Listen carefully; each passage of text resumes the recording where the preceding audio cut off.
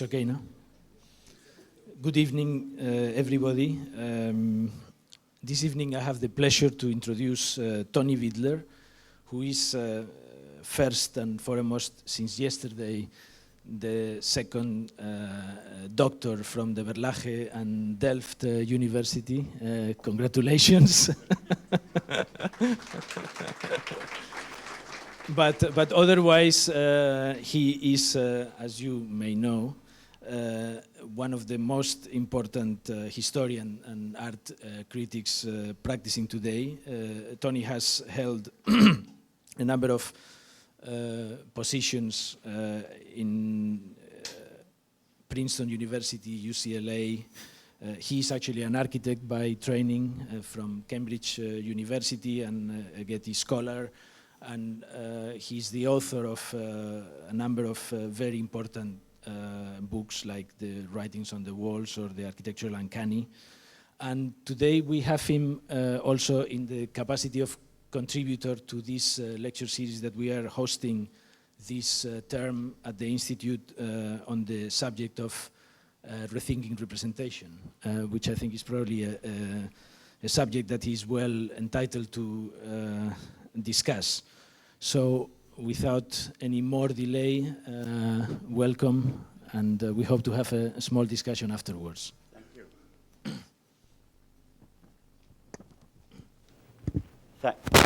Does that work now? Can you hear? Thank you. It's indeed an honor to come to you tonight after so extraordinary a ceremony that occurred at the TU Delft yesterday afternoon, during which time, following an intense interrogation by 7 of the most distinguished scholars working in the field of architectural theory and practice, I survived and was inducted into the Fellowship of Doctor. And this was no ordinary university doctorate. It was one developed in a program of collaborative research between the DSD of the TU Delft and the Berlage, an innovative program that draws together the science of research and the insights of theory in a new way. I said last night that I know of no other place at the moment where, as a result of these two institutions joining their efforts, so stimulating and so open debate over the principles of architecture in its social and cultural milieu is taking place. I thank the DSD and the Berlage for giving me the opportunity to study within the program and for your invitation tonight. And I look forward to continued collaboration with both institutions. Tonight, as Alejandro said, I want to follow some of the implications of his thematic statement of the year, rethinking representation in the light of new technologies that have seemed to take over, so to speak, the traditional business of cultural and social representation. I'll only touch on 2 aspects of this question tonight, however. The first, that of how to think of technology and architecture in the broadest sense. And the second, how to interpret the disciplinary nature of architecture in a moment of such intense interdisciplinarity, a theme that I know was touched on in the talks published from last year in Hunch 9.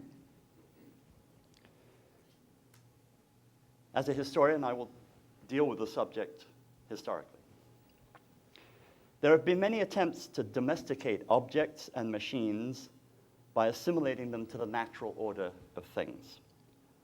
From Vitruvius to Alberti, to the organic analogists of the 19th century, architects have sought to justify the characteristics of beauty and later those of function according to their synchronic or analogical relation to natural phenomena, whether speaking of the body, the skeleton, or natural beings of all kind.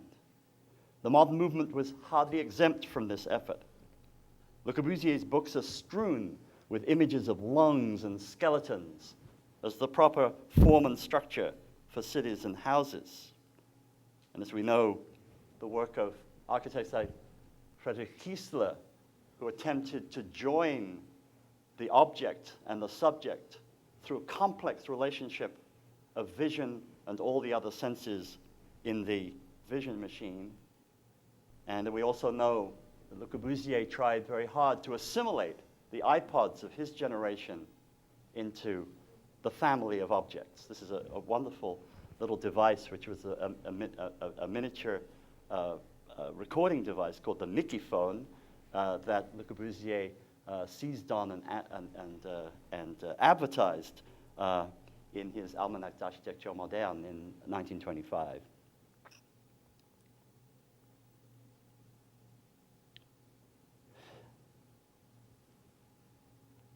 To talk about technology and architecture in this way does not, I think, offer a systematic understanding of how to theorize the relationship between architecture and technology. There have been, however, in the modern period, a number of rather fertile theoretical interventions that have for some reason or another been subordinated or lost in the ongoing powerhouse of dominant trends. Interventions that, while not necessarily solving our present problems, might, I think, however, offer us alternative frames of reference by which to think them through, different paradigms, different and more radical propositions. One such one, hardly known at all in the contemporary literature and hardly known at all in the 20s and 30s when it was developed, was delineated by a very strange and hermetic polymath in Paris, someone called Jacques Lafitte, between 1911 and 1932, in a series of writings, only a fraction of which have been published, investigating the nature of technology in society, and particularly architecture, as technology in society. Lafitte himself described himself as a fitter, a draftsman, an engineer, and an architect. And what we know of his published work consists of a small pamphlet entitled Reflections on the Science of Machines. It was published in 1932, and it summarized two essays of 1911 and 1919. And he set out a biotechnological evolutionist utopia that tried to integrate the development of machines from buildings through to information with that of society in a complex classification that anticipated the cybernetic theory of the 1940s and 50s. It was Lafitte's hope that once brought into a totalizing system of representation, machines and mankind might someday achieve the utopian unity already sketched in Fourierist and Saint-Simonian treatises of the 1820s, and critically assessed by modern writers from Henri Bergson to an art historian like Élie Faure. Writing as an architect, and as his dedication noted proudly, the son of an architect, grandson of a blacksmith and stonecutter, formed by a generation of journeymen and artists. This is a very a sort of wonderful combination, Lafitte, of someone who was trained in the workshop and theorized machines into an almost cybernetic system of natural evolution. Lafitte sketched what he said was a science of machinology, or the knowledge of machines, mécanologie, that brought architecture into the schema, as he says, first outlined by William Babbage, the inventor of those first primitive computers in the 1820s, a complex, almost living organism whose systems of spatial representation, architecture, structural and material form, were, Lafitte argued, intimately linked to those of all other organized bodies. That is, he tried to develop a completely almost Darwinian evolutionary chart of the relationship of architecture to nature in such a way that the technology of architecture and the technology of nature could be understood as a complete and complex unified system. Out of this, he elaborated a theory of architectural evolution, parallel to that of Le Corbusier, but with implications that reach far beyond architecture itself. He called for reinforced concrete to liberate itself from inherited forms and achieve its own independence, the first manifesto, I think, for the liberty of reinforced concrete, while taking part in a total reconstruction of society. Machines, they are us, concluded Lafitte, and even as we constructed them with greater and greater perfection, so we should learn to construct ourselves. So there was it was almost like a cyborgian understanding of the cybernetic system of machines and society. As he said, in the 19th century, Auguste Comte had marked the triple rhythm of evolution through the religious, metaphysical, to the positivistic states of society. Conti had distinguished three periods of development in human intelligence: confusion, separation, and distinction. Alexandre Cornet, the great historian and mathematician, had characterized three periods of prehistory, history, and post-history, and corresponding Lafitte indicated, quote, the correspondence of three major types of mechanical organization to familial, political, and finally technomorphological structures. So the evolution of society went from the family to the political family of the society and the community to what he called the unity of all humankind with their machines, a technomorphological structure which became the machine society, but biologically formed. In the context of a discussion of technology and representation, Lafitte's essay, I think, has a triple interest to us now: bibliographical, historiographical, and theoretical. First, bibliographical, and as many of you are researchers, you know the importance of a bibliography. Actually, for my doctor thesis, for the first time of all the books I've published, I had to produce a bibliography. That was actually a very important part of the thesis. And this is linked profoundly to the theoretical. A brief look at the sources, for example, of Deleuze's theory of the fold, or the pli, will indicate how much a new bibliography and the epistemological juxtapositions it suggests can affect and develop new thought. So the brief list of sources cited by Lafitte is well worth investigating today for its implications for our subjects: reflection on the science and art of machines. In 1932, it was already polemical in its refusal of traditional disciplinary boundaries. He cited Revieux, the great cinema theorist on cinema, Koenig, Hartmann, and Willis on the theory of mechanisms, the great German theorists of mechanical organization, Babbage himself on the method of expressing by signs the action of machinery, the notion of machinery as information, de Rochat on the philosophy of art in antiquity, Viollet-le-Duc, Choisy, and Gardet on the history and theory of architecture as structure, Gadelac, Virandel on the philosophy of structures, and Cloquet, the natural historian, on the classification of natural forms. His utopian and critical sources included Poe, translated by Baudelaire, as well as H.G. Wells, Butler, de Vigny, Balzac, and Élie Faure. Such a mingling of architectural, technological, literary, and utopian sources self-consciously broke down the professional limits of a technological society, attempting its brilliant and sometimes shocking juxtapositions at once to return to the principles of a pre-industrial handicraft unity between technology and society, the hand and the mind, at the same time as capitalizing on the science of evolution itself as a means of perfecting both. So in a way, he broke down all the disciplinary boundaries that separated in technological society information in different disciplines in order to create an ideal, at least, of a single unified discipline, technomorphology. These ideas, however utopian in the 30s, have recently gained respectability and even potentiality with the impact of digital imaging techniques and structural design developments that have been conjoined by a number of architects concerned to breach the limits of the traditional functionalist versus formalist debate. Secondly, Lafitte's essay is of historiographical interest, not only as representative of the increasing interest in technology in the 30s, but as having attracted the notice of scholars more recently in the early 70s, when it was republished by the historian of science and architecture Jacques Guillaume, a doctor by training, whose research at the CNRS reflected his double interest in architectural representation as a part of scientific representation within the compass of scientific representation, and in technology and ideology of architectural structures. Lafitte, in combining the practice of architecture with a philosophical approach to technology and history, was for Guillaume a paradigmatic figure who, equally importantly, proposed a utopia that brought together all these concerns in a prophecy of future harmony that overcame the disciplinary resistance of professional architects, not to mention Jacques Guillaume's colleagues in Paris in the history of art and architecture.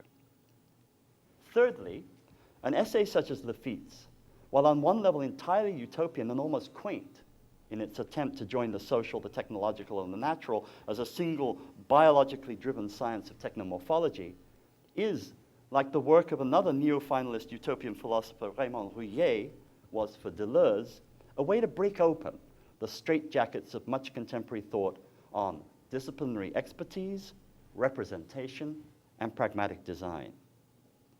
Indeed, Lafitte was by no means the only thinker in the 30s and 40s to be preoccupied with the need to reformulate the relation of architecture to machines and thence to the biological nature of society. I think of that extraordinary treatise by Darcy Wentworth Thompson, Growth and Form, which was being examined for the apparent connections to be drawn between the morphology of plants and that of ornament.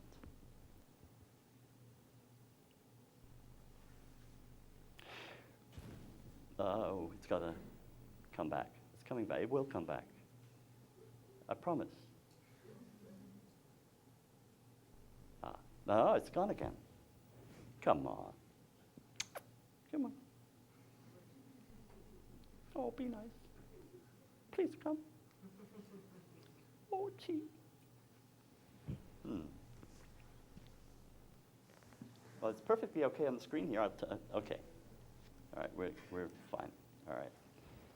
We think of those exhibitions immediately after the Second World War, organized by Richard Hamilton and Raina Banham, and later the Independent Group. Growth and Form, the very, very late 40s and early 50s, based entirely on the relationships drawn from Darcy Wentworth Thompson's book on Growth and Form between the biological and the mechanical. The Parallel of Life and Art of 1953, again, Richard Hamilton with now more help from Raina Banham, where it's really an extraordinary exhibition. They just took over this Georgian row house and hung photographs in it. But the juxtapositions between movement studies, studies of the biology of the organism and of all organisms, and architectural forms were obvious enough to read.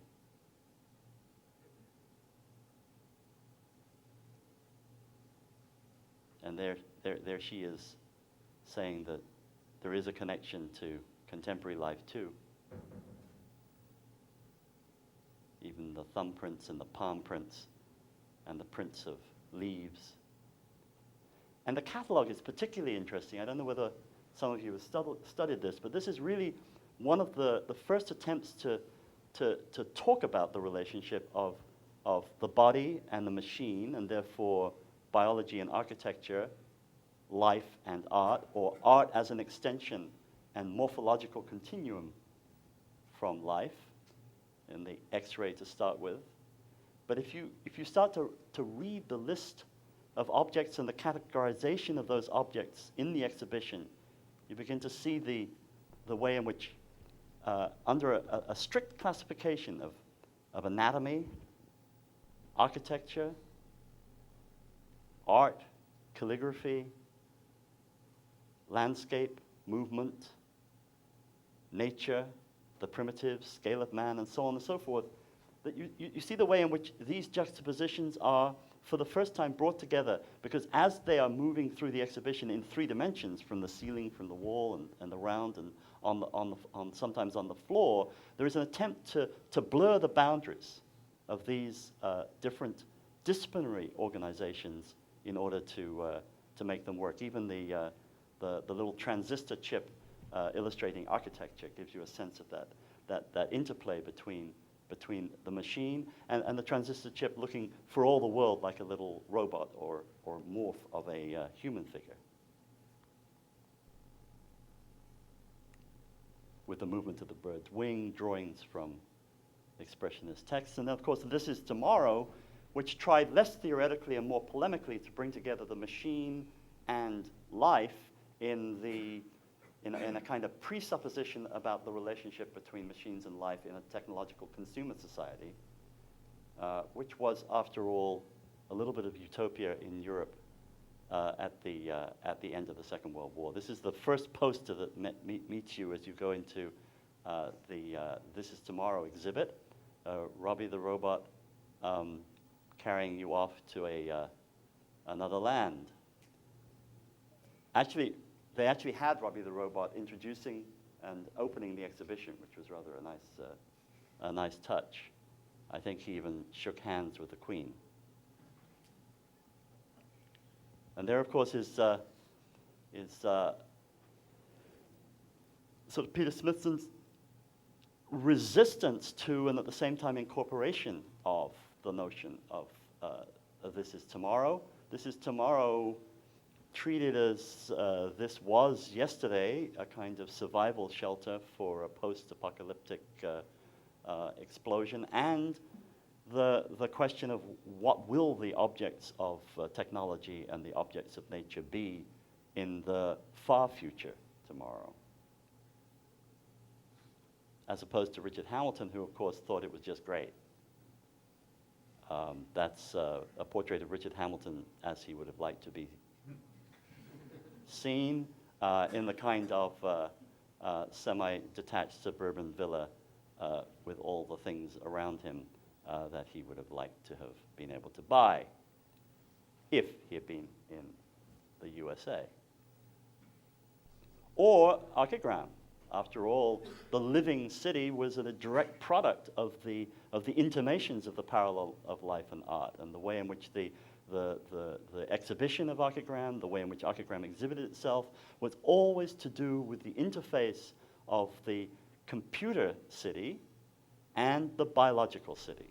And the computer and the biology together, again, trying this utopia of a kind of double morphology, bringing the two together under the sign of information. But these exhibitions and their theoretical accompaniments were not then and cannot be now seen as simple prolongations of traditional organic analogies. For they were, in a very real sense, understanding mechanical and architectural artifacts, and these as more or less as one and the same thing, as in reality following the same laws of form, structure, and use as those of nature. And further and beyond their outer physical forms, as constructed by and following the same processes of internal formation as those of nature. These were propositions that understood all human and natural forms as operating according to the laws of their systems, taking their cue from the cybernetic and computational theories of Norbert Wiener and the biological discoveries of DNA molecules, the work of Peter Medawar and later that of Crick and Watson, who were seen to have discovered the secret structure of matter itself. Such was the power of these two strains of scientific thought that seemed to be welded together by the power of information theory itself, that Reyner Banham, in 1961, was able to declare with some degree of accuracy that the next great form-giving force in architecture was going to stem from the biological. But contrary to the general understanding of Banham as an unapologetic booster of technology unleashed on architecture, he was not, at least in 1960, without strong reservations about this tendency. In the celebrated set of articles and debates he commissioned for the Architectural Review, the Architectural Review at that time was edited by the very staid and wing-collar and bow-tied Niklaus Pevsner, who was, in fact, Reyner Banham's Doktorvater, but who gave over the pages of the Architectural Review to his student to run a series of articles in 1960 called Stock Taking. And if you go back to the original Architectural Review, that extraordinary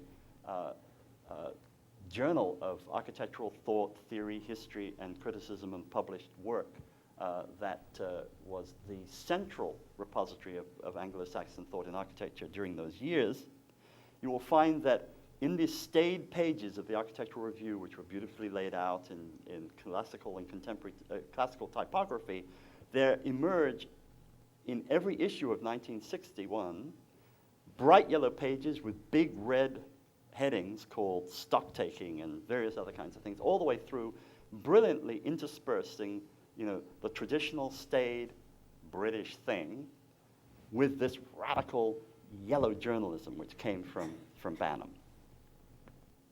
In these celebrated sets of articles and debates, and entitled Stock Taking, Banham brought together scientists, industrialists, designers, historians, and architects to assess where architecture might be 15 years after the war, at the moment of social and economic revival of the West, and in the maturity of systems theory and its productive outputs in technology and science.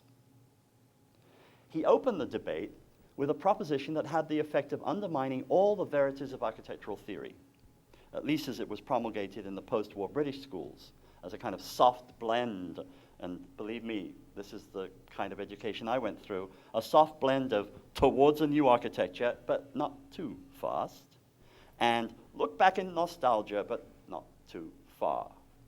The opening, indeed, that Bannon wrote is a direct attack on his own PhD advisor, Nicholas Pevsner. I won't do this to you, Ari, I promise. Editor of the Review, and had recently started a revival of interest in the late Victorian Queen Anne style, a style that disgusted Banham as strongly as Art Nouveau apartments had disgusted the futurists. Banham wrote, "Tradition means not monumental Queen Anne, but the stock of general knowledge, including general scientific knowledge, which specialists assume as the ground of present practice and future progress. Technology represents its converse, the method of exploring by means of the instrument of science a potential which may at any moment make nonsense of all existing knowledge, and so of all the ideas founded on it. Even basic ideas, like house, city, building, they'll be turned over and thrown out. Philosophically, it could be argued that all ideas, traditional or otherwise, are contemporaneous, since they have to be invented anew for each individual. But the practical issue is not thereby invalidated. For the first time in history, the world of what is suddenly torn up by the discovery of what could be and is no longer dependent on what was." So it's an absolutely beautiful thing. The world of what is suddenly torn up by the discovery of what could be and no longer dependent on what was. And I'm reading these extracts from Banham because I think they could apply contemporaneously today in the situation we find ourselves, in the technologies of architecture, in the aesthetics of architecture, in the social context of architecture, and begin to give ourselves a kind of framework of questions by which to, in fact, do our stock taking right now. I think, in fact, this is what the Berlage and the DSD is proposing to do. This didn't mean that Banham was going to entirely endorse the potential of what could be. Responding to the contributions of three industrial scientists, A.C. Brothers from English Electric, M.E. Drummond of the IBM Office of United Kingdom, and Llewellyn Davis, the Nuffield Foundation, he noted, "The increasingly widespread opinion that rocketry, because of its relative lack of financial constraints, has gone further into the field of total planning and teamwork than architects have yet dared to dream, at the same time as he recognized the limits of a component off-the-peg concept, a concept enjoying the reflected glamour of the mystique of standardization in architectural circles. But this, as he said, had in fact turned out to be an obstruction to functional planning at the practical as well as the theoretical level." He wasn't for adopting the entire gimmickry in architecture of rocket science. Thus, he was sort of trying to pilot some kind of mediated course between archigram on the one hand and tradition on the other. He concluded, "Such an outcome was only to be expected. Throughout the present century," and this is a sort of warning, I think, of the 21st century too, "throughout the present century, architects have made fetishes of technological and scientific concepts out of context and be disappointed by them when they developed according to the processes of technological development, not according to the hopes of architects. A generation ago, it was the machine that let architects down. Tomorrow or the day after," Banham writing in 1960, "it will be the computer, cybernetics, or topology that lets architects down." He was especially scornful of the new fashion for computers. Quote, "Electronic computers in general can stand as an example of a topic on which the profession as a whole has been eager to gulp down visionary general articles of a philosophical nature without scrutinizing this useful tool or their own needs to see just how far computers and architecture have anything to say to one another." So already the fetishism of computers and the falling into the notion of an informational system without boundaries had, in Banham's view, lost its critical edge or not developed its critical edge before plunging in. Indeed, Drummond of IBM was clear that while computers might help in the field of operations research, systems simulation, linear programming, queuing theory, he felt they were hardly going to solve the aesthetic problems, the representational problems, that architecture beyond the planning stage was forced to confront. After all, he noted, computers deal in hard, cold facts. They have no aesthetic sense whatsoever. Furthermore, they have no imagination. So although I feel they may be used as aids to architecture, it is still for the human being to create that which is beautiful. On this, however, Banham was much more optimistic. He envisaged, in fact, computers developing a new aesthetic property for architecture. After all, not only was mathematics part of the traditional equipment of the architect, he argued, from Vitruvius on, but aesthetics itself, together with the other aspects of human psychology of reception and perception, are no longer mysteries necessarily to be set up against cold, hard facts. We don't just have experience at Banham versus fact. We now have, with research into psychology, reception and perception theory, and aesthetical theory, we have fact to set up against cold, hard facts. For as he said, psychological matters can be assigned numerical values. This is a beautiful little image of Banham trying to work out an aesthetics by numbers, right? Psychological aesthetics by numbers, right? Sort of, it's almost like a kind of numerical vision of Kiesler's vision machine. Psychological matters can be assigned numerical values, and statistical techniques make it increasingly feasible to quantify them. They become susceptible to mathematical manipulation. That means that computers, in fact, could be used to program aesthetic response. Beyond this, an increasing proportion of the most jealously guarded professional secrets of architecture are already quantifiable. If the magic of late Gothic is now susceptible to scientific analysis, then a very large part of the psychophysiological relationship between man and environment is likely to fall to the mathematician, not, as before, to the mystic. The outcome of these debates in 1960 for Banham, if not for the slightly outraged editors of the Architecture Review, and there's a wonderful piece where he lets all the editors of the traditional editors of the Architectural Review reply to all these debates at the end, and sort of, Bev's huffing and puffing and saying, well, what do you mean the Queen Anne style's not bad, not good, and all these things. Right? The outcome was that a good deal more thought had to be concentrated on the specificity of architecture and its needs in relationship to the specificity of systems theory and computation and its limits and usage. But Banham had not given up on speculation. A year later, he proposed a quasi-scientific way to generate an understanding of what might be the future of a technological architecture. And not, as in 1960, ending his book on theories and designs in the first machine age with Bucky Fuller, but going far beyond that premise. You remember he ended that book by saying, if architecture followed the true path of the technological ideas set up by the modern movement in the first half of the century, they would not just arrive at Bucky Fuller, but arrive at the denaturing of architecture as we've known it before. As a historian, Banham proposed that the only guide to the future was the past. In architecture, as in everything else, he said, history is our only guide to the future. As on a graph, we plot the desired results, we seek a curve that connects them convincingly, and then we extrapolate, extending the curve beyond the last certain point to see where it leads. So history for Banham is a graph, an evolutionary graph, a developmental graph, a propositional graph, which, if you graph the plot of history, you can then develop it and project it into the future.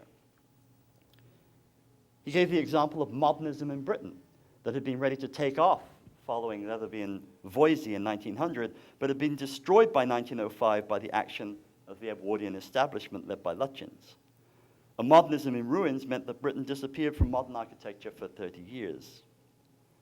As for the present, even as architecture itself had become marginal to the business of building, relegated to the status of a marginal, almost luxury activity, so its theory, 1960, had become vacuous, no longer a proper mental discipline in its own right, demonstrated by what Banham saw as attempts to design by the light of purely architectural theory, by which he was referring to the cult around Geoffrey Scott's book, The Architecture of Humanism, a work he said of empty expertise which prided itself on the architectural purity of its basic impure premises, and that had resulted in some of the most vacuous work of the present century. Purely architectural expertise, argued Banham, leads only to the timid sentimentality evident in Italy and in the US.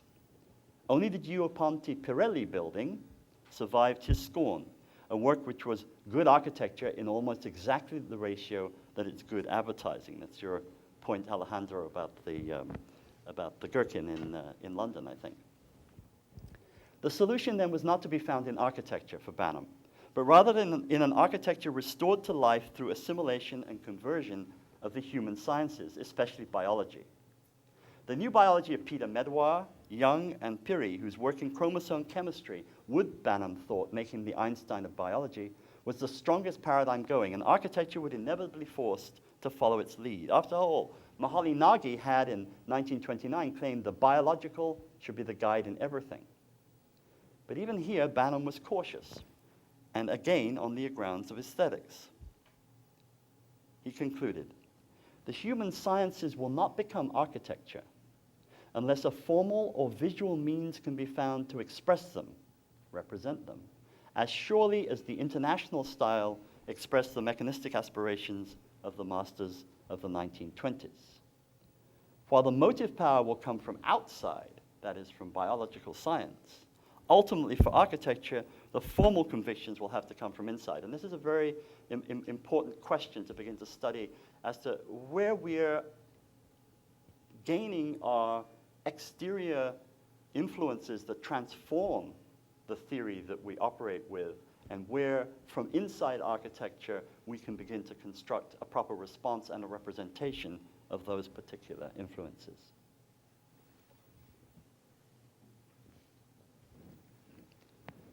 "40 years later, many of the experiments envisaged by Banham have been attempted. We know them, the early blobs of Lynn and the datascapes of contemporary Netherlands practice. And it's perhaps precisely in reaction to this explosion of technological and formal experimentation that a renewed sense of the need to define disciplinarity has emerged.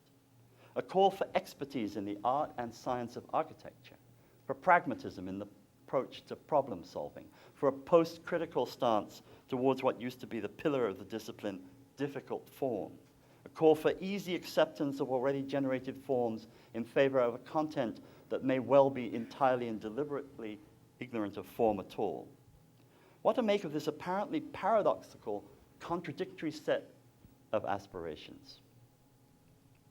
So in the last part of this lecture, let me backtrack once more and consider the question not of how architecture might or might not be transformed by scientific or technological theory, but the question of disciplinarity itself. What makes us believe that architecture has an internal core of suppositions and propositions that can be called our discipline, given the extraordinary range of the discipline, cited as far back as Vitruvius?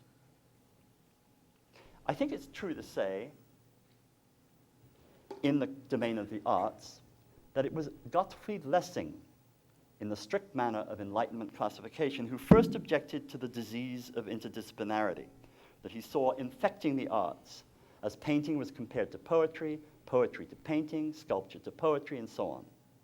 He was inspired to do this by an essay of Winckelmann's that attempted to describe the emotional effects of the statue of Laocoon and his sons being strangled by snakes, where the old priest, in the midst of being strangled, was in Winckelmann's terms rendered in the sculpture as screaming with such an intensity as to emit only a sigh.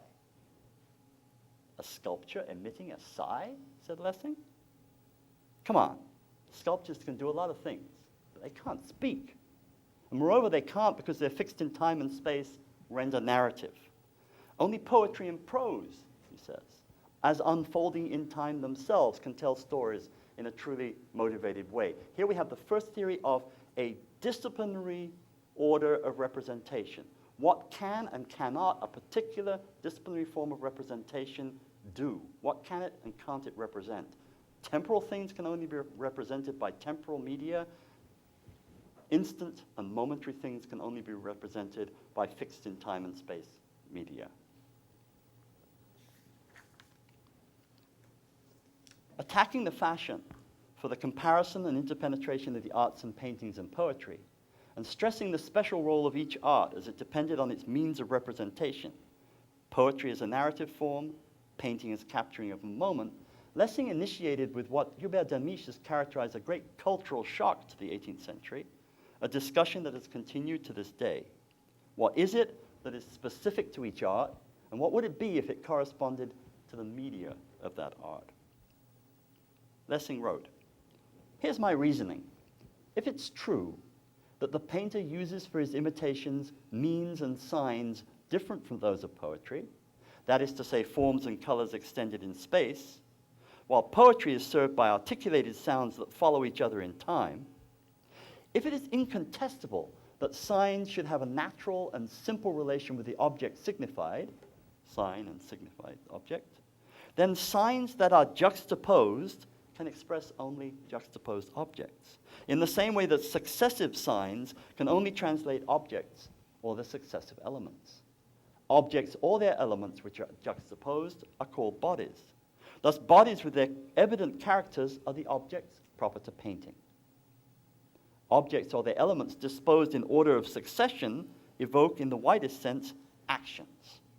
Actions are thus the proper object of painting." Nearly 2.5 centuries after Gottfried Lessing published his Laocoon in 1766, this essay in which he attempted to define the arts of painting, sculpture, and literature in relation to the specificity of each one's medium and its inherent ability to represent space and time, and over 60 years since the American critic Clement Greenberg wrote his own reply to Lessing in Towards a Newer Laocoon in 1949, where he tried to establish the specificity once more of painting as painting and flatness as the medium and message of painting, the issue seems still unresolved, and most particularly in the case of architecture.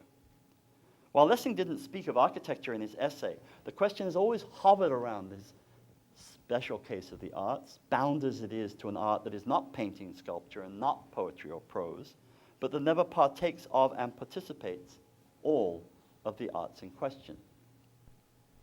And in the face of the increased blurring of the distinctions among painting, sculpture, and architecture, by practices from performance art, installation art, site-specific art, land art, and the rest, media specificity has once again emerged as a critical watchword. How to define and thereby ensure the individual integrity of each art as a practice when there seems no longer any division between the spatial and the textual, or more problematically in the case of sculpture and architecture, the aesthetically constructed spatially and the functionally constructed spatial. When artists like Vito Acconci are experimenting with architecture, and architects like Frank Gehry seem as preoccupied with the sculptural forms of buildings as with their functional roles, it seemed that what Rosalind Krauss once termed the expanded field of sculpture has invaded architecture. Or, as the experimental constructions of Jan Graham and others demonstrate, architecture has invaded sculpture and taken it over. I had an extraordinary dinner about 2 months ago with Richard Serra, and we were sitting in a loft in New York, and we were having a wonderful time talking about his new torqued ellipses and how much I liked them and how he was installing them now in Bilbao and so on and so forth, when Hal Foster, who was also there, mentioned the fact that I was an art historian. And Richard Serra, and an architect, most particularly. And Serra slammed his glass down on the table, red wine going everywhere, and said, "You're one of them." And I said, well, yes, I actually am. I am trained as an architect. "I hate them." I said, well, why? He said, "They think that architecture's an art." That was the end of the dinner.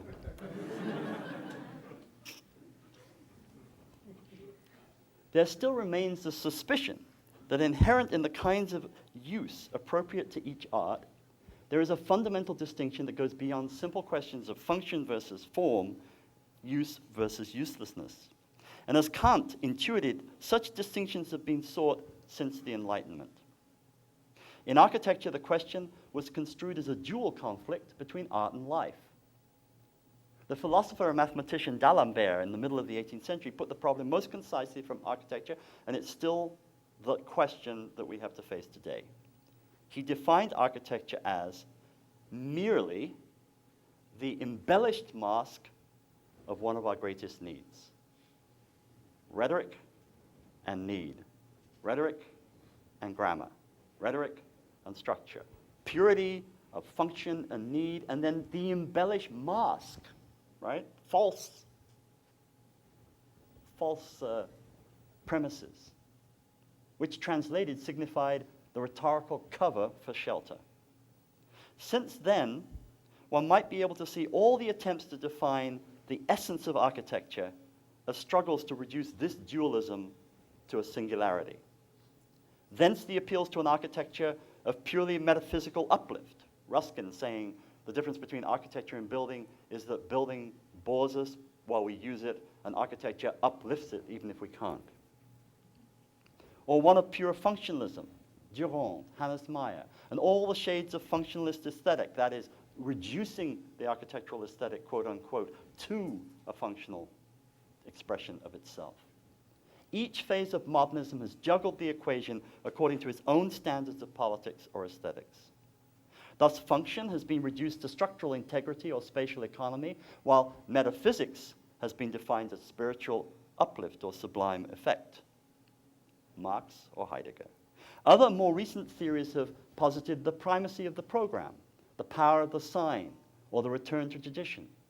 Even more recently, present debates on the nature of architecture, while not as acerbic and certainly more eclectic than in the period of high modernism, turn around the instrumental role of the diagram, an attempt to propose function and space as a singular entity, and the affect of the surface of the diagram as an aesthetic appeal to the effects of new cast and molded materials subject to the sculpting of digital programs.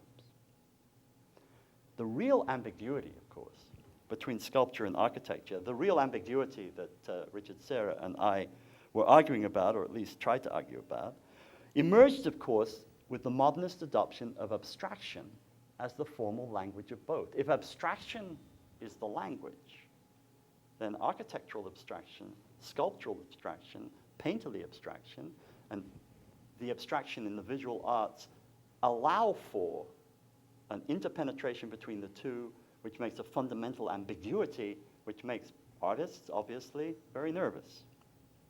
While sculpture was representation of the figure, and architecture representational of historical styles, or of its own spatial being, there was little debate about their interface. And I always think that when Mies put that sculpture in the corner of the Barcelona pavilion as a twisting human figure, it was to demonstrate that there was a difference between sculpture and architecture still, even as architecture was, in a sense, imploded into abstraction.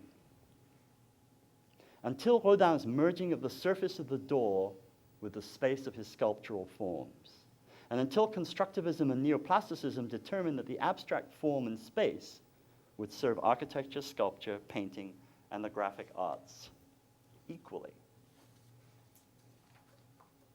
Can you recognize the existence of a Mondrian canvas in the Rietveld house? Is it a distinct object as painting as opposed to part of a total environment?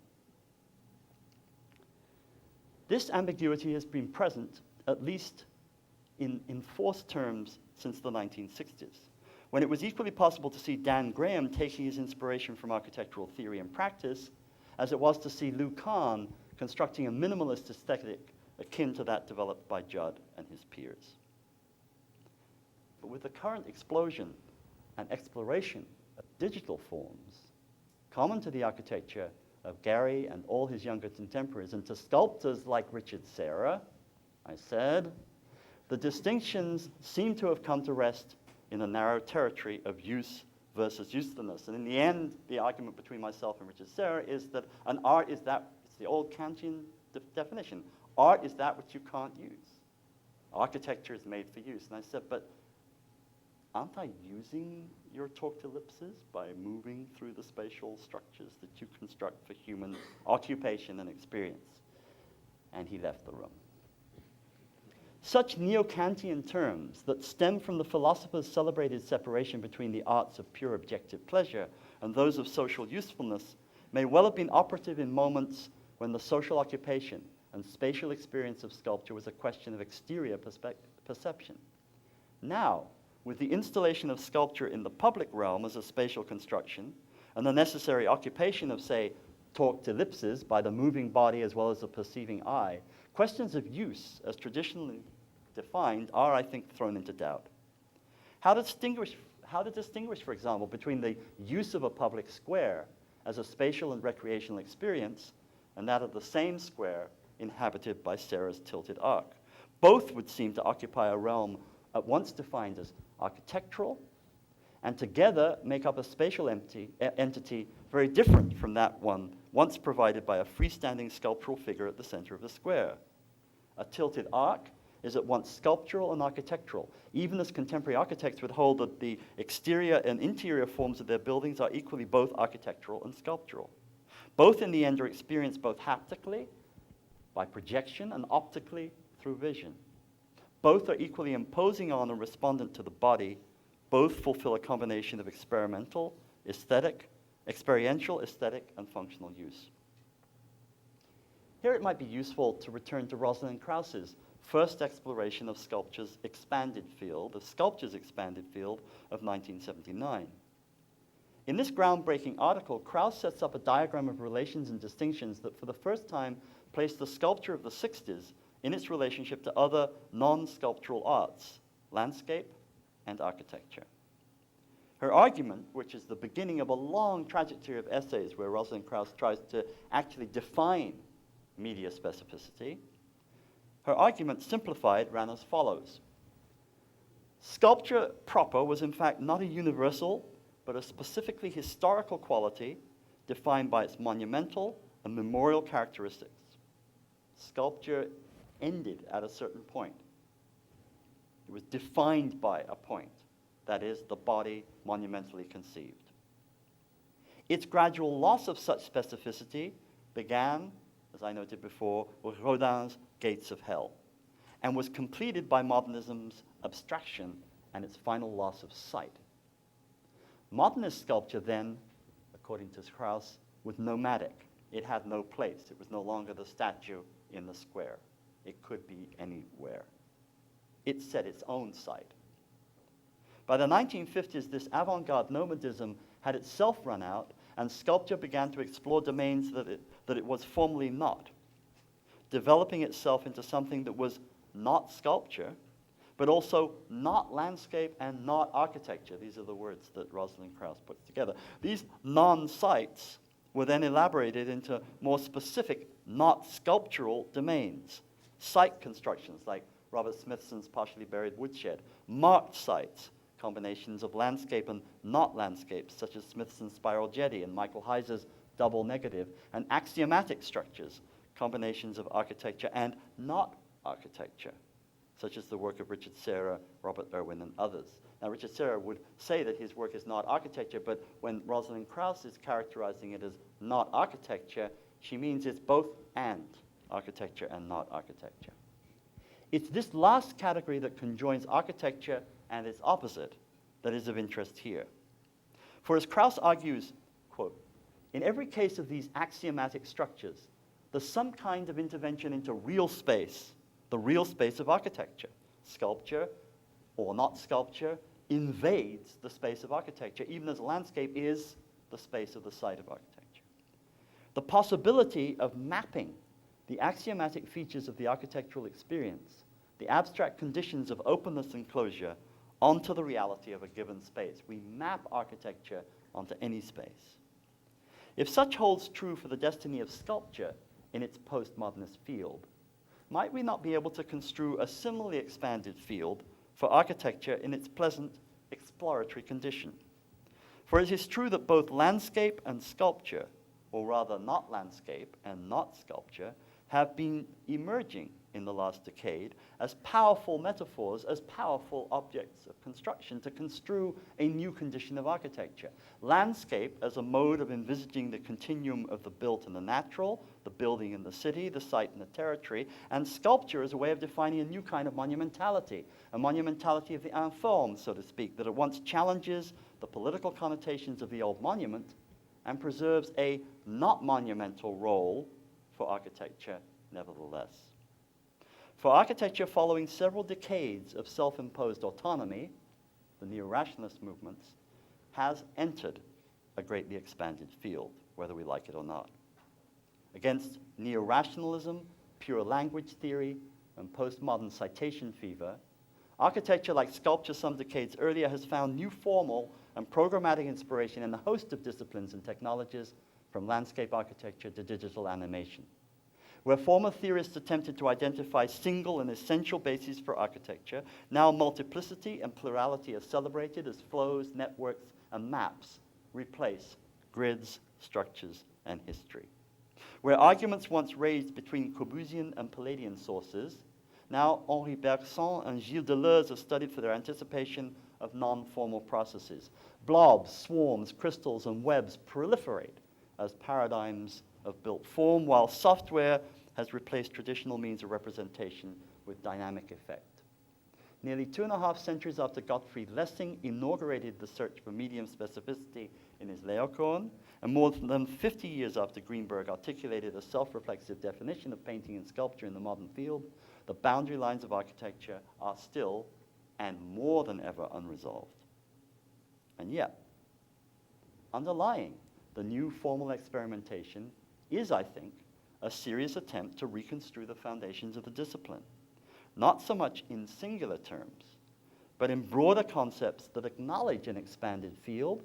The discipline is in and of that field, while seeking to overcome the problematic dualisms that have plagued architecture for centuries: form and function, historicism and abstraction, utopia and reality, structure and enclosure. Over the last decade, I think I can identify at least 4 unifying principles that have emerged as the most dominant themes in this expanded field, which attempts in architecture to construct a new field that will bring together things that have been dualistically understood and now need to be systematically understood as one and the same thing. Ideas of landscape, ideas of biological and systematic form, new concepts of the program, and a renewed interest in exploring the formal resources to be found inside architecture itself. It's not, of course, accidental that these apparently new conceptual models are themselves deeply embedded in the history of architectural modernism, some from the Renaissance on, and others, as I've indicated, as recently developed in the 60s.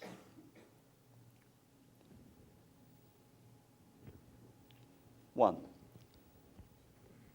the exploration of new topologies drawn from fluid geometries that have already been established as a counter-Cartesian current in architecture, from Matter's soft architecture to Kiesler's endless house, and that bear some relation to the delineation of the modern subject in the work of Lacan. Vito Acconci had already in the 60s developed this topological exploration of psyche and space. Obviously, Ben van Werkel and Caroline Bose of UN Studio, whose Mobius house is now celebrated, or Asymptote, whose morphing of the Guggenheim into liquid Guggenheim. Whoops, where did I do that? The Guggenheim into liquid Guggenheim reveals inner geometries hidden by the master form of the original. 2, questions of biological form strongly influenced architecture and design, as we saw in the later 19th century, especially after the popularization of Darwin's theories, leading to the experiments characteristic of Art Nouveau. As we saw later in the 20th century, the development of cybernetics, DNA research, and the discovery of the double helix led theorists like Banham to propose biological form as the next revolution in architecture. And hey presto, here's Banham's own PhD student, Charles Jenks, following this up in 1974 in Architecture 2000, where his chart of architectural movements, which I always scorned, certainly in 1974, I thought this was the cheapest kind of operation that you could put forward in architectural history, this notion that you could project architectural history forward like a graph. But you know, when you read the end of this thing around 2000 and so, there's a lot of blobs and biology there, and so Charles Jenks must have had some intelligent understanding of design after all.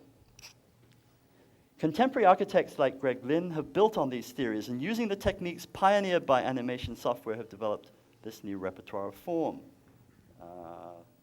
Let's see, where does he go? He goes from this to that, to that, to that, oh, to that.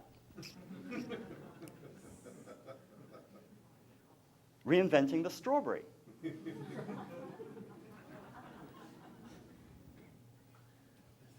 And more recently, experimenting with the form of complex organisms from butterflies to jellyfish. I went into an exhibition in the Mack Institute last year, and I was beset by a cloud of butterflies and attacked by a huge swarm of jellyfish. Not to mention coffee pots. The idea of program. Transformed in the first age of the avant-garde from its 18th century meaning as a design exercise for student architects into an overriding concept that regulates and generates form according to detailed understanding of its function. In the 1950s, the idea was extended by theorists like John Summerson to assume a central place as a single source of unity. So already in the 50s, program was thought of as possible source of unity for modern architecture, but was quickly forgotten in the rush to bury functionalism under postmodern historicism. Now, as we know, architects like Rem have taken up an expanded idea of program as a means to explode every convention of traditional architectural modernism and create the basis for an architecture that realistically confronts the present global social and economic reality.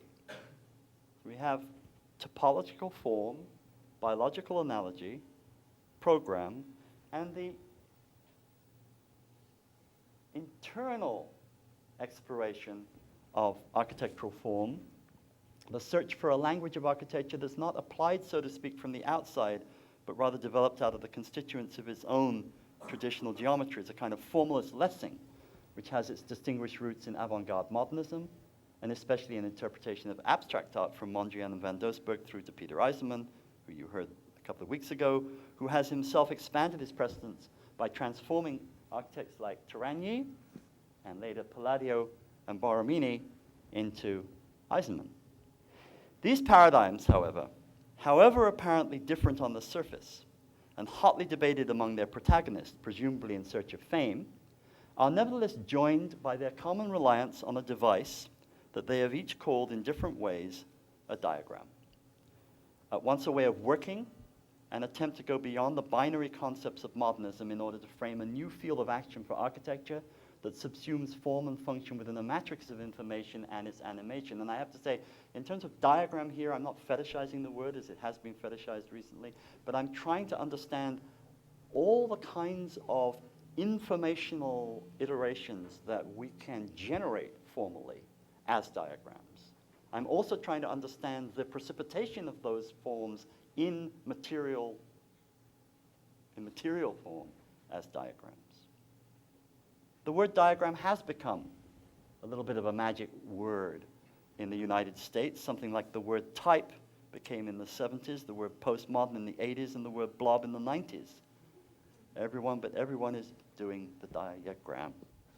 The diagram is in fact the dance of the moment, which is on one level strange, since the word was first introduced into architectural criticism in 1996 by Toyo Ito, speaking of the architecture of Kazuyo Seijima. He wrote, you, Seijima, seem to see a building as essentially the equivalent of the kind of spatial diagram used to describe the daily activities for which the building is intended in abstract form. At least it seems as if your objective is to get as close as possible to this condition. Ito coined the term diagram architecture. Since then, all hell has broken loose around this little apparently insignificant word, and everyone has jumped to say that they too, let it not be forgotten, are doing diagram architecture. So important has it seemed to be a diagram architect that Peter Eisenman himself had published a book called Diaries that proves conclusively that not only has he been doing diagrams for longer than anyone else from the very beginning of his career, in fact, even his PhD thesis was full of diagrams, which I have to say, many of which I drew, but he has been doing diagrams Indeed, he, not anyone else, invented the diagram. I've elsewhere explored the different iterations of diagram procedures and traced the epistemology of diagrams out of Charles Peirce's investigations into the nature of icons, which has a great deal to do with the question of representation. I think the question of diagram, icon, and representation, as opposed to symbol and representation, could be very fruitful for the kinds of work that we're doing in research right now in architecture, as well as showing the way in which diagrams proper have entered a field already littered with types of drawing from the sketch to the partie, and have transformed it into a domain ready for advanced computation.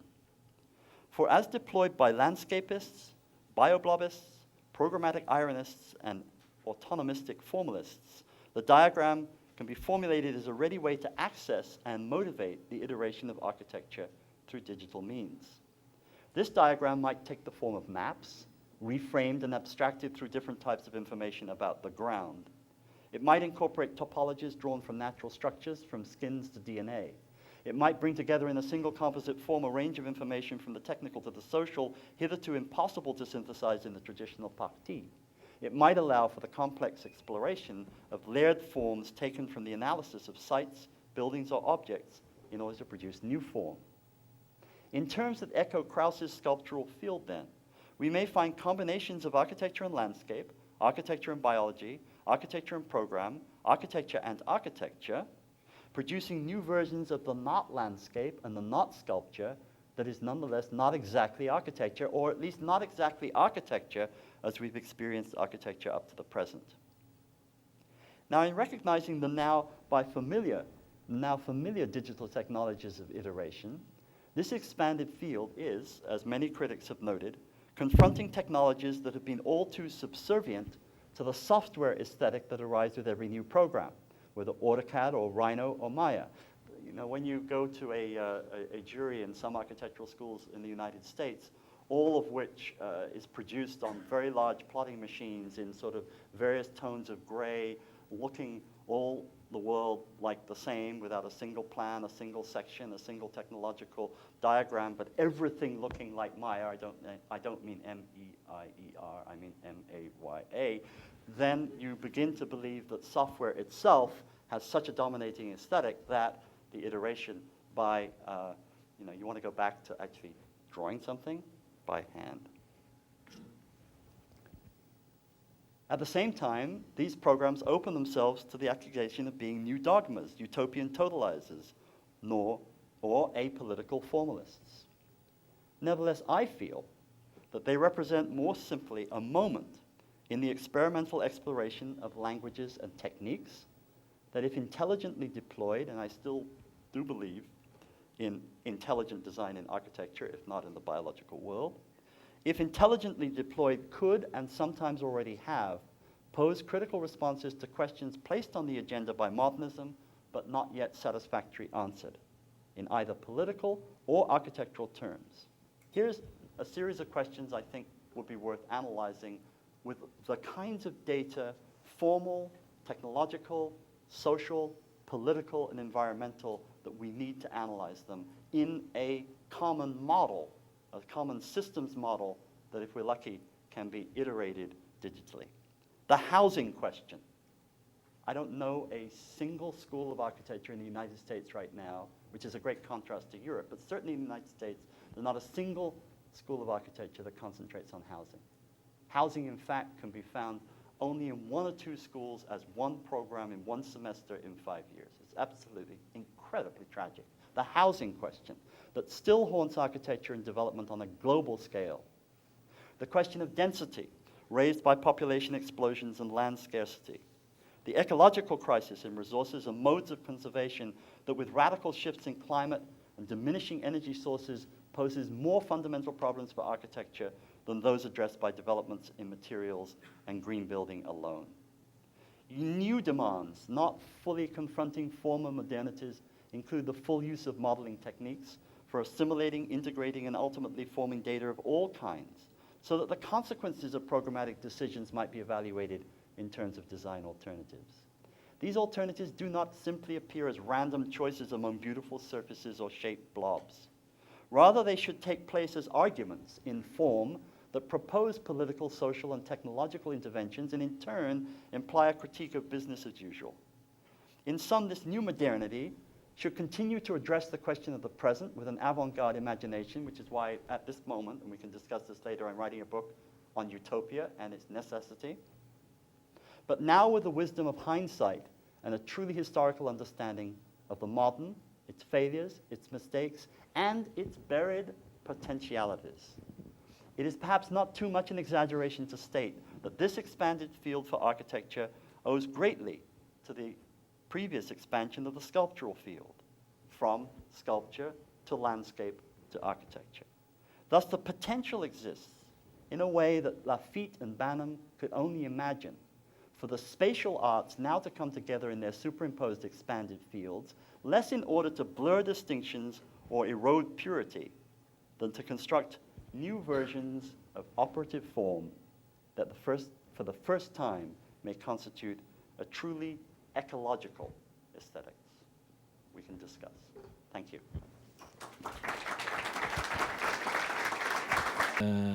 Devil's advocate. This idea, it looks as if you are describing the current state of architecture as a moment in which there has been an expansion of the field and emerging with other disciplines. But in a way, all these categories that you describe as part of this expansion of the field are, in my view, or were, in my view, already part of the discipline already for a long time. I mean, right. If you talk to, for example, the biological or the landscape analogies, not in the form of the blobs right. And the surfaces, but in other forms there was a relationship between architecture and nature right. at large. Program was also something that existed in architecture from the beginning and right. On a theoretical level, for example, from the Enlightenment, et cetera, et cetera. So in a way, aren't you, by bringing these things into the discipline, declaring that there is actually a categorical or disciplinary closure of the discipline? No.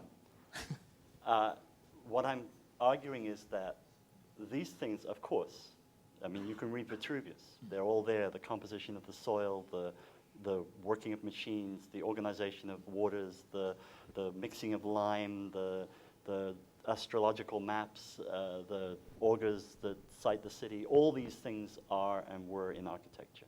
Right? I think there was a moment in the theory of architecture from the 1970s on which cut the kinds of speculation that people like Banham had introduced into that theory, which allowed for, if you like, the introduction of the kinds of knowledge that are important for us to introduce, if you like, a contemporary nature or a contemporary biology or a contemporary systems theory into the field of architecture. And I think that neo-rationalism and certain kinds of formalism and certain kinds of postmodern referentiality cut that argument by denying the possibility of the functional, right, at a point when real speculation was beginning as to how the program could embrace not just the program of social activities mapped like a kind of pattern of, you go to the sink, you go to the bedroom, you work, so on and so forth, but the kinds of information that you now can, in fact, map into the program, which can embrace these kinds of extended fields. And I'm saying really what has not yet been theorized, right? We have been in the reaction against the kind of historicism of postmodernism and the formalism of formalism, we have been experimenting with, you say it in yourself in this thematic statement for this year at the Berlage, we have been experimenting with technologies as if those technologies would, as kinds of mapped datascapes, do the job for us. But what I'm trying to argue for is a theoretical understanding of what that job in its totality and as let's talk at a reconstituted expanded field which is the field of architecture, but which can talk about the kinds of knowledge that we need about the landscape and how that knowledge can be mapped into a datascape that will then, in fact, in some way or another, be controlled by our knowledge of symbolic form, aesthetic understanding, and cultural meaning, right? So that the gherkin, right, can be more than just the simple result of a land use diagram in relationship to office price per square foot and the technology of the structure, right? But in fact, we understand the consequences of both its symbolic and cultural representations in the city and its energy consumption and so on and so forth as a mappable field. And that field can now be mapped with the kinds of technologies that we have in such a way that it becomes a formal construct. And I think that's potentially very exciting. But not automatically, but hierarchically and theoretically and systematically. But finally, you need to redefine all these inputs back into some sort of disciplinary history. We can't just say we're doing biology because it looks biological. We can't just say that we're doing data because it looks like data. We have to reconstrue the social, ethical, political, and if you like, formal social understanding of architecture in a way that in a sense recaptures some of the idealism of the modern movement, but with the kinds of knowledge we have about what architecture can't and can do in society, what it can and can't do in society, and it certainly can't transform society, and it can't do the job of a socioeconomic transformation on its own. But the kinds of knowledge that we can produce as architects can not only help other decisions in other areas, but if we map them right, they can be commensurate systematically with those decisions. I mean, I'm not trying to be scientistic, but I'm trying to understand how it is we can give value to the sciences that we map so blithely with the technologies that we're so excited about. I'm going to, before passing the microphone to the room, I would like you to talk a little bit more about something you mentioned, and that it is by funny coincidence was also mentioned by Peter Eisenman, who was lecturing here a couple of weeks ago. He quoted Peirce also in his lecture. And funnily enough, I had, he talks about the indexes and the icons, etc., etc. And last week I had to be in an event with Charles Jenks in London, in which I had to engage with the subject of the icon. This is more about the other, maybe part of the lecture, right, and what relates to representation. And I was shocked I looked up Peirce to try to see if I could find something interesting there. And I can't remember the exact quote, but he says almost literally something: the icon is the diagram sign. Mm-hmm. So the icon is the sign whose constitution contains in itself the subject, not the subject, the organizational or the operational qualities of what it represents. Right. How do you, you probably know better Peirce than me. How do you relate to this connection between the diagram and the icon, which is the diagram as the kind of utmost rejection of representation, the icon as the paradigm of almost literal representation in architecture? Well, I think the distinctions that Peirce makes, and they're not distinctions made of quality. They're distinctions of analytical semiotics, if you like, right? So the distinction is between the icon and the symbol, right? And the icon is something that points to something, whereas the symbol is something that is identified with something. And so the icon is always something that is not that which it is, right? So it always has a potential of an indexical potential, which points to something that it might be, right? The diagram is, for him, a form of the icon. The big question for Peirce in these examples is a map an icon? Is a map a diagram, right? And he distinguishes between and this I think is important for us, is a plan, an icon, therefore a diagram, or and so on and so forth. And so what he actually distinguishes is between different kinds of maps and the purposes that the maps were made for, and that which they abstract and construct. So a map made by a general in order to develop a tactical or strategic plan of battle can be an icon, and therefore a diagram. But a map of the territory, which is a geological survey, is simply a representation in coded form of that territory, and is not a diagram, right? So it's very interesting, and in that sense, a plan can be a diagram, right? But a measured drawing of a building won't be an icon. Questions from the room?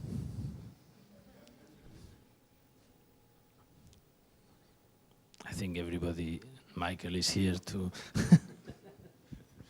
So could we try Alejandro's first question the other way around, and it goes back to your point that rather than desiring or moving toward this expanded field of architecture, it seemed another perspective is that,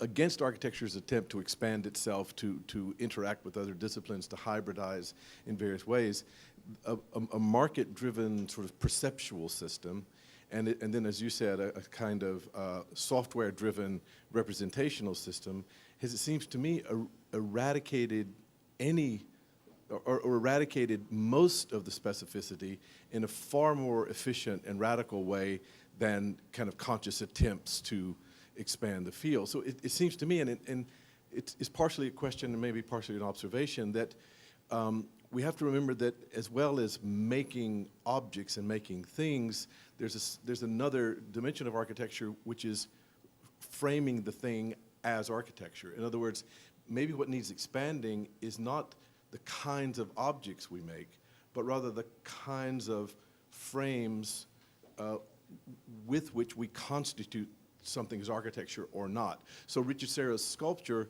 can be constituted as architecture using one sort of perceptual or conceptual frame, or not, right? You see what I'm saying? So it just seemed like to me we forget that there's this other side, a conceptual side to architecture as well as the objective side. I agree with that, but I think that what I'm arguing for, although it's difficult to do it in a lecture construct and one would have to do it in a studio construct, what I'm really arguing for is precisely that kind of elimination of specificity that a virtual iteration can generate between, say, dissolving an architecture into a landscape and a landscape into a city and a city into a territory and so on, so that everything is in a sense part of the same formal mechanism and the same representational system, right? What I would be arguing for is what kind of information do we need about a landscape, right?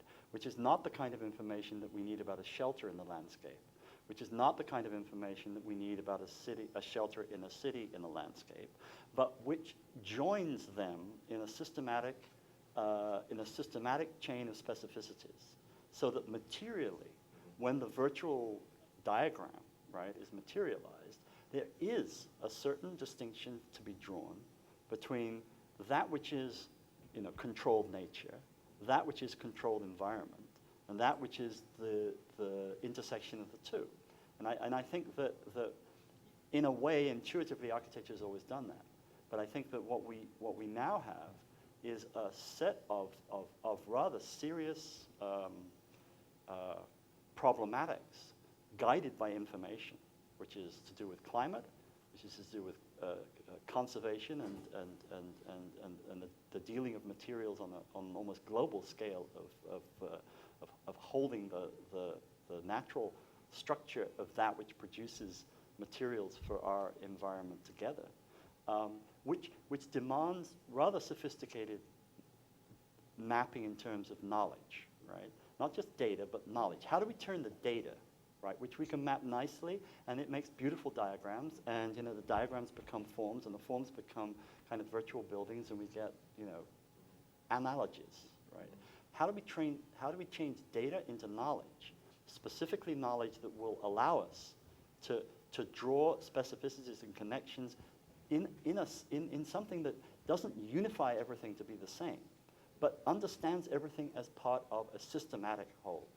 And that's where I think our crises are. I mean, the reason, the analogy would be, right? If someone was sharp enough to educate, no, it's impossible.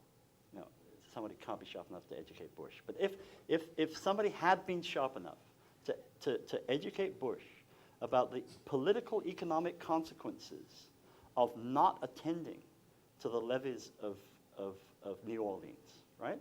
Very specific things. You cut, $40 million or $17 billion out of a budget for one reason, political reason, right? At home in Washington, right? And it leads to that, which leads to that, which leads to that, which leads to that, right? If those chains of consequences could have been turned into knowledge, which could have instructed him for his own political survival, right? Not just in terms of his reaction to the floods, but also in terms of the economic chain of disastrous consequences of that flood, right? Then I think, as architects, we are equipped with a systematic understanding of knowledge, but we're not paying attention to the specificities of the knowledge that we're beginning as data, right? We're playing with the data on the surface of iterations. And what I would want to do is to begin to construct the knowledge through iteration in such a way that it has systematic coherence. And it could be on a very small scale. It could be that which, a garden shed relates to its little plot of land. But it has to be done.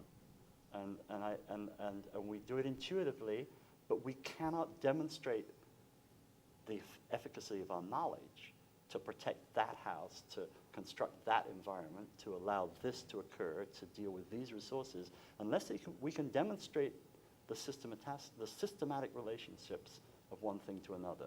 If you can demonstrate to the power, the authority that brings power to your house, that in a certain segment of time, economies will result, which will lead to profit in relationship to X, Y, and Z if you use certain materials in the surfaces and the closures of your house.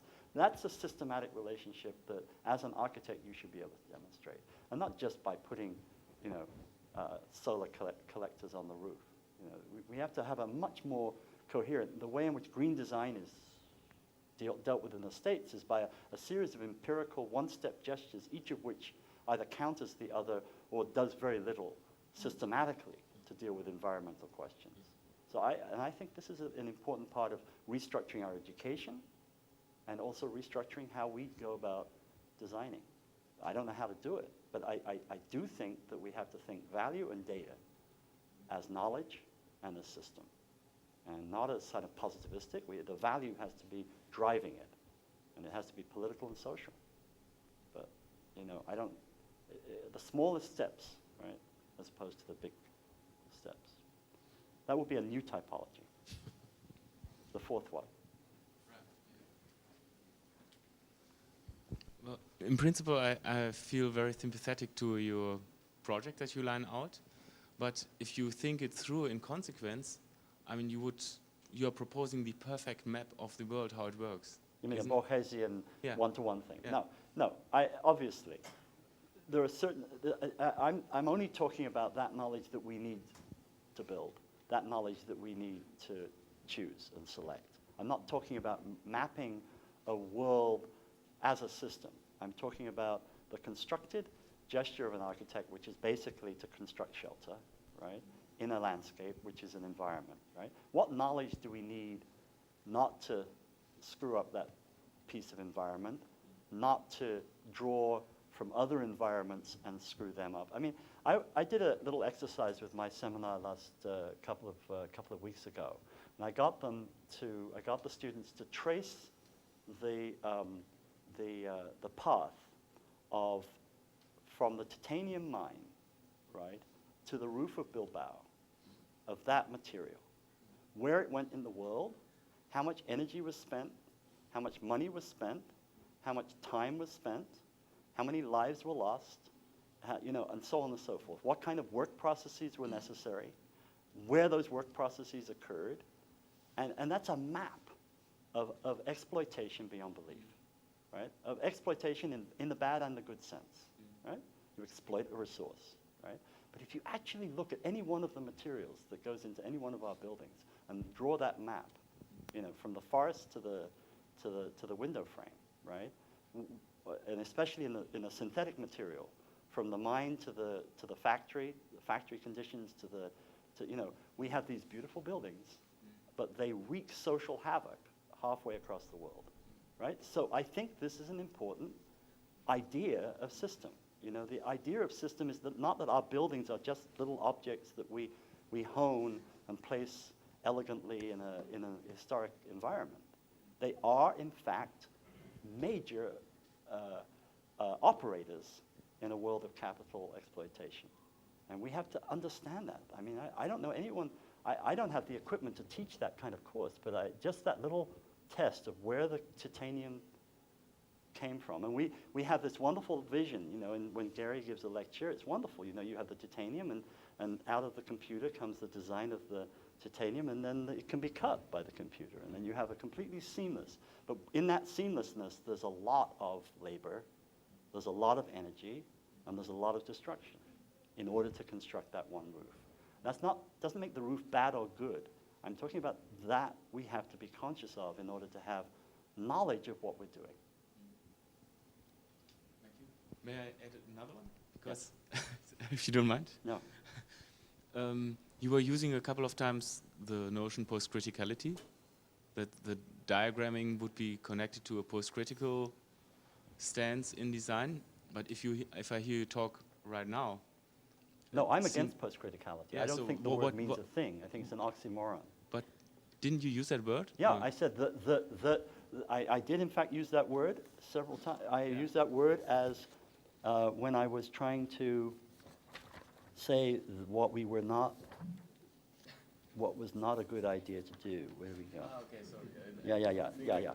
No, you can use words sometimes in a negative. Let me see. You don't have to prove it. I was curious about your. No, your I position. was saying no. What I am actually saying is that what I'm proposing, I hope, will get us over the fetishization of words like, even like the diagram, even and especially like post-criticality, expertise. I mean, we had a whole conference in Princeton a few months ago about expertise. Yeah, it's great. All experts, you know, in various different things, you know. But expertise without a knowledge, a critical knowledge of what systematically your actions are going to produce is useless, right? So that's what we're talking about. You know, post-critical is an oxymoron. It's like post-historical. Thank you very much. Any more questions? No, there's it. Oh, okay. All right. One last one.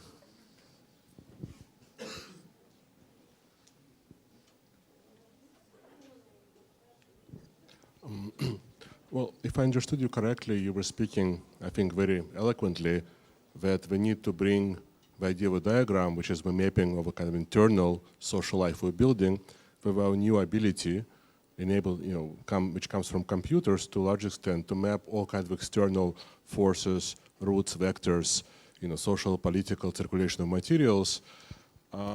And it made me think that what kind of architectural aesthetics can we derive from, or is it even a good question, from our newly found ability to map all these external kind of forces, right? To trace, local into the global, etc. Because in a way, let's say if architectural machine age, right, the forms came from the kind of factory. Today we're in information age. So our factory is the computer, right, which is used by all the different professions, including architects, to analyze and process data. So what will be a kind of formal, aesthetic, almost symbolic expression of this new capacity? Two things. One, yes, obviously the computer has allowed us to map more complex data in different ways. I'm not arguing for the computer. I'm arguing for, I'm arguing for a critical theory of systems theory. I guess that's what I'm arguing for. Right? That systems theory was stopped in its tracks by a kind of counter by I think, a false humanist counter-movement against systems thought. And I think systems thought was too quickly rejected by the 60s as because it was so easily adapted to a kind of neo-capitalistic vision of global systems and so on and so forth. I think it was, and it was too connected to the war industry. It was too connected to the science of war, and came out of the Second World War. And so it had a bad taste to us in the 50s and 60s. But I think we shut it off too quickly. Computers, like mathematics, like pencils, can help us analyze certain knowledge within systems, but they are not the end or necessarily the means in themselves. The forms emerge from culture. The forms emerge from a kind of cultural sense of what shelter is appropriate at what time and what place. The forms are driven contextually and socially. I'm not saying that every place has to have its own local culture, but it is true that in every place a cube is not the same as another cube. It is also, I think, very important for us. Two things have happened recently. One, going to China and seeing a complete 2,000-year-old culture wiped out, right? Just wiped out, like a kind of tabula rasa, right? And not just by development, also by political self-consciousness, right? Or going to Bangladesh and Dhaka and seeing that all the young architects, despite their own interests in what the resources of a country like Bangladesh have to offer in terms of construction techniques, are forced to learn postmodern styles by teachers who've been trained in, Georgia Tech or wherever, and come back and learn, and the developers want it, and the clients want it, and so on and so forth. I had this seminar with the students at Dhaka University where I said, wouldn't it be exciting to invent new ways, given that a huge population lives in a terrifying floodplain, of using bamboo not just as a traditional structure, but we now know, and architects like Shigeru Ban have experimented with this, ways of using bamboo in a new form, flotation and partial flotation and so on. So, oh, no, our professors won't allow us to do that, right? They want us to do postmodern buildings. I think we have to become much more self-conscious of the local conditions of globalism and the global conditions of localism. And that's, again, a systematic knowledge. We will never understand the total map. We can't understand the total map. It's not what we have to understand. But I think we ought to understand the political and social effects of building a structure in a place, in a certain time, with certain resources. It's as simple as that on one level, right? And as political and as critical as that on another level. And then that's what one is trying to engage in.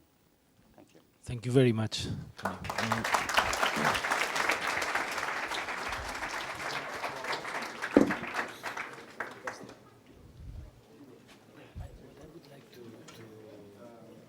Have is a further discussion between Michael and you. Yeah, we'll do it at dinner, no? Are they coming to